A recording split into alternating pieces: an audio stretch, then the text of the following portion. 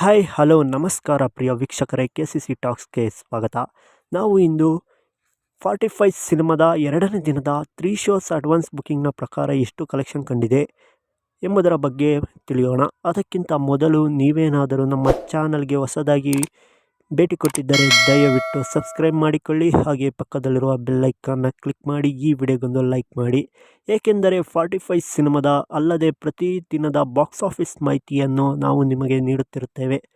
45 ಸಿನಿಮಾಗೆ ಅರ್ಜುನ್ ಜನ್ಯರವರು ಮೊದಲ ಬಾರಿಗೆ ನಿರ್ದೇಶನ ಮಾಡಿದ್ದು, ಸಿನಿಮಾದಲ್ಲಿ ಅತ್ಯದ್ಭುತವಾದಂಥ ಸೀಕ್ವೆನ್ಸ್ಗಳನ್ನು ಕೂಡ ಇಟ್ಟಿದ್ದಾರೆ ಅಂತ ಹೇಳಬಹುದು.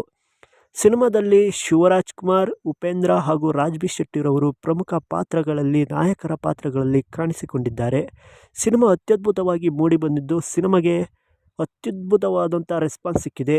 ಎರಡು ಸಿನಿಮಾಗಳು ಕರ್ನಾಟಕದಲ್ಲಿ ಒಂದೇ ದಿನ ತೆರೆ ಕಂಡರೂ ಸಹ ಅತ್ಯದ್ಭುತವಾದಂಥ ರೆಸ್ಪಾನ್ಸ್ ಗಿಟ್ಟಿಸಿಕೊಳ್ಳುವಲ್ಲಿ ಎರಡು ಸಿನಿಮಾಗಳು ಕೂಡ ಯಶಸ್ವಿಯಾಗಿದೆ ಅಂತ ಹೇಳಬಹುದು. ಎರಡು ಸಿನಿಮಾಗಳು ಕೂಡ ತೆರೆ ಕಂಡರೂ ಬಾಕ್ಸ್ ಆಫೀಸ್ನಲ್ಲಿ ಯಾವುದೇ ತರಹದ ಕ್ಲಾಶ್ ಆಗದೆ ಸಿನಿಮಾದ ಶೋಸ್ಗಳು ಹಾಗೂ ಹೌಸ್ಫುಲ್ ಆಗುತ್ತಿವೆ. ಸಿನಿಮಾಗೆ ಒಟ್ಟಾರೆಯಾಗಿ ಬಜೆಟ್ ನೋಡುವುದಾದರೆ ಅಂದಾಜು 80 ರಿಂದ 120 ಕೋಟಿಯ ತನಕ ಬಜೆಟ್ ಆಗಿದೆ ಅಂತ ಹೇಳಬಹುದು.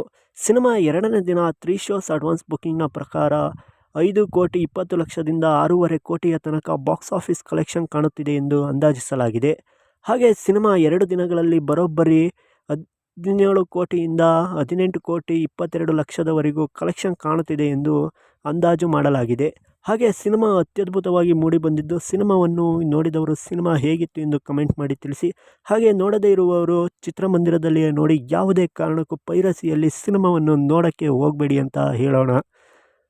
ಸಿನಿಮಾದ ಪ್ರತಿದಿನದ ಬಾಕ್ಸ್ ಆಫೀಸ್ ಮಾಹಿತಿಗಾಗಿ ನಮ್ಮ ಚಾನಲನ್ನು ಸಬ್ಸ್ಕ್ರೈಬ್ ಮಾಡಿ, ಹಾಗೆ ಪಕ್ಕದಲ್ಲಿರುವ ಬೆಲ್ಲೈಕನ್ನ ಕ್ಲಿಕ್ ಮಾಡಿ.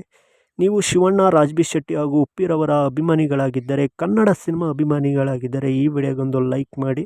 ಮುಂದಿನ ವಿಡಿಯೋದಲ್ಲಿ ಸಿಗೋಣ. ಎಲ್ಲರಿಗೂ ನಮಸ್ಕಾರ.